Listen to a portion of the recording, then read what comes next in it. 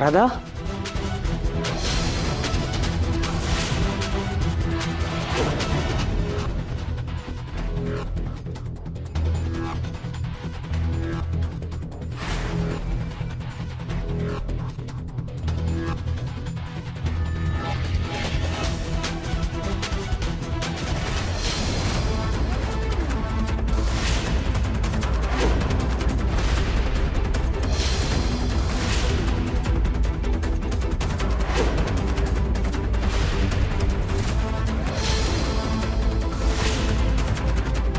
बाबांनी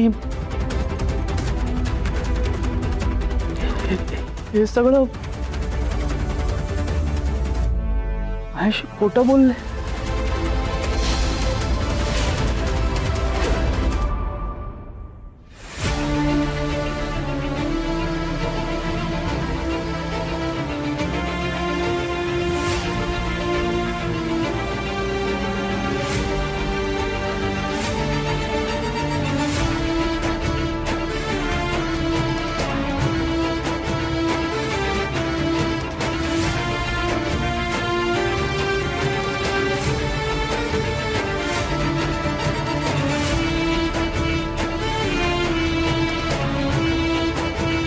विराजस,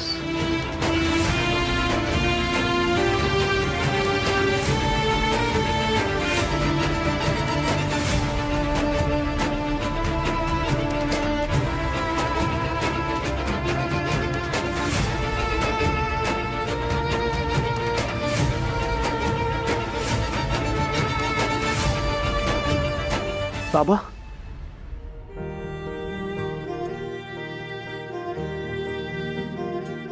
काय मिळालं तुम्हाला हे सगळं करून?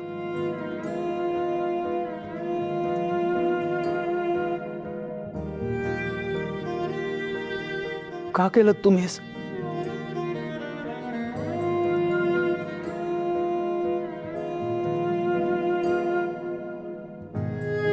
अहो, मला ना तुमचा खूप अभिमान वाटायचा. असं वाटायचं माझे बाबा या जगातले सगळ्यात आदर्श बाबा आहे.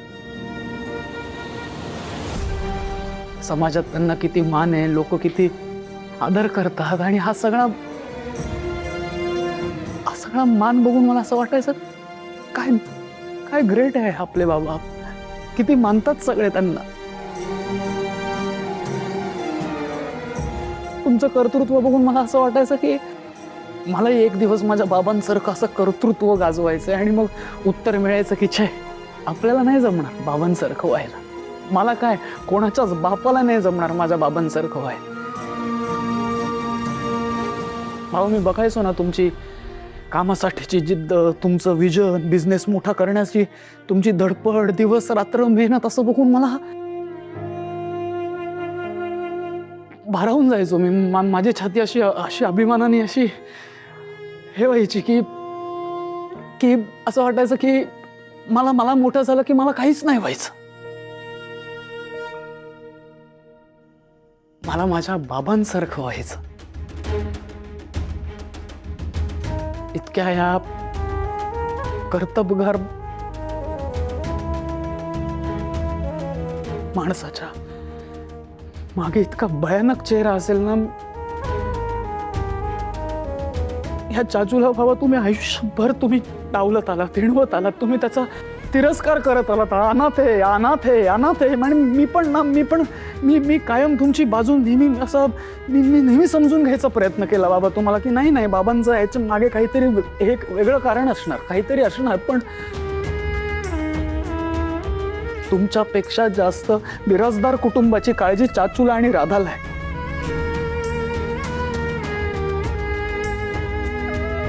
ज्या माणसांना तुम्ही आयुष्यभर असे डावलत आलात ना, त्या चाचूने आणि राधाने आज बिराजदारांचं कुटुंब सांभाळलंय, सावरलंय, घरातली नाती तुटण्यापासून थांबवलंय.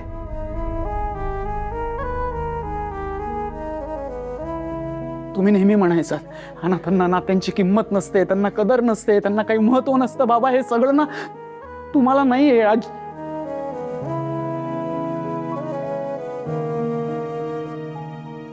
आईचा चेहरा बघा, आजीकडे बघा.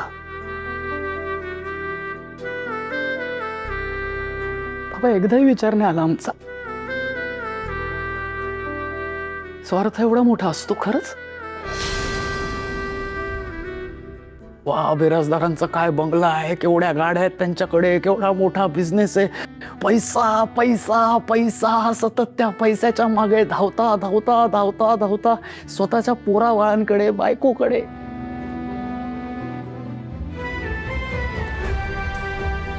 एकदा विचार नाही आला, एकदा.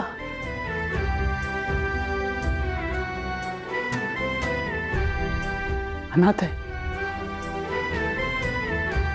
राधा, अनाथ आहे, अनाथ. अनाथ असली तरी रक्ताच्या नात्यांसाठी कोणीही करणार नाही इतकं तिने केलंय या कुटुंबासाठी, तुमच्या कुटुंबासाठी.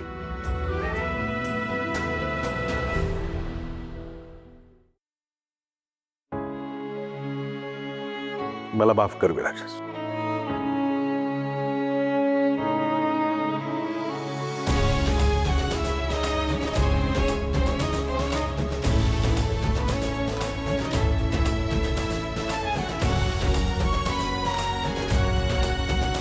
राधा, मी तुझा गुन्हेगार आहे. कुठल्या तोंडाने तुझ्याकडे माफी मागू मला कळत नाही. मला हेही मान्य आहे की मी तुला खूप त्रास दिला. मी ते आता जाणवत आहे मला. शक्य झालं तर माफ कर. बिराजदारांची सून म्हणून या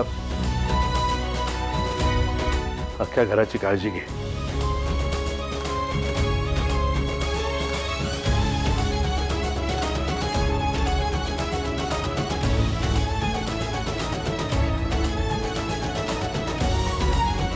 थांबा.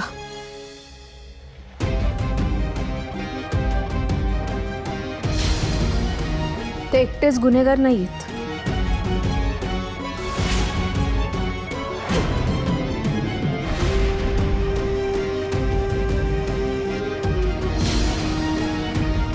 ह्या माणसाला सुद्धा अटक कर. हा या घरात राहता कामा नये. हा इथे राहिला तर अख्खं घर पोखरून काढेल. हा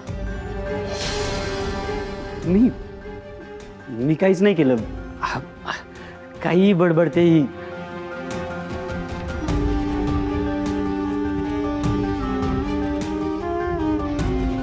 का का मागा लागलीस सुमितच्या? त्यानं काहीही केलेलं नाहीये, आत्ताच सिद्ध झालेलं आहे. जे काय केलंय ना ते दादानी केलंय.